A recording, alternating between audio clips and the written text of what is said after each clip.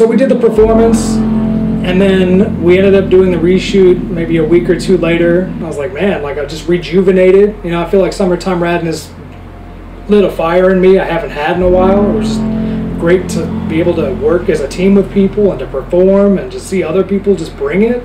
Then my wife Chance and I, we planned to go to Maui for her 30th birthday. So it was like that whole month there was just a bunch of cool stuff going down.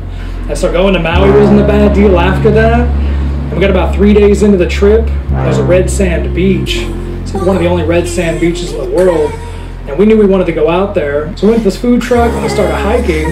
And it's a short hike. We got about halfway down the trail and I twisted my ankle. And there's like a 15-foot drop off to the side. And it just starts, the momentum just takes me over the edge. And so like I didn't have anything I could hold on to. Instinctually went into like a water slide pose. So I'm just like in a water slide and there's all this like, you know, volcanic rock, pine needles and pine cones and all kinds of stuff down there. I landed and as I'm basically trying to turn and look at my ankle, I realized like something's up with my arm. I have all this adrenaline, just in shock, because I just took this crazy drop over the edge. I still hear like the rocks and everything around me is just gnarly coming off the side.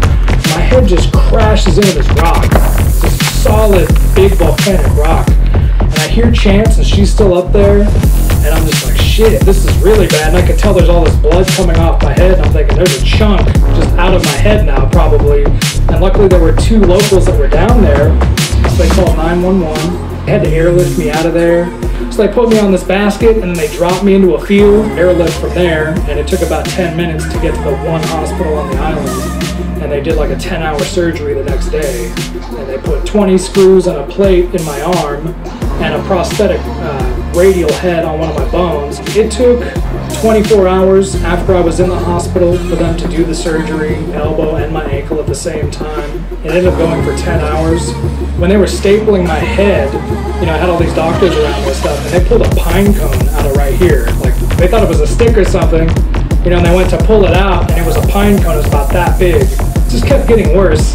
The first doctor came in, they're like, okay, you have a blood clot. And then the next doctor come in, okay, you have blood clots, we need to take care of them. And then the next doctor came in and was like, we need to take you upstairs right now because you have a giant mass, we need to get out of there. And they were like, here's the procedure with the fluid. What was important to me is like, it had occurred to me like I could die right here. Like, I don't know how severe all this is. And I mean, I was bleeding a lot. And I was like, am I gonna fucking die here? I'm giving Chance my bank info. I'm like, I don't know what's about to go down. And we're like crying. We're like, here we are. Yeah, it's crazy, man.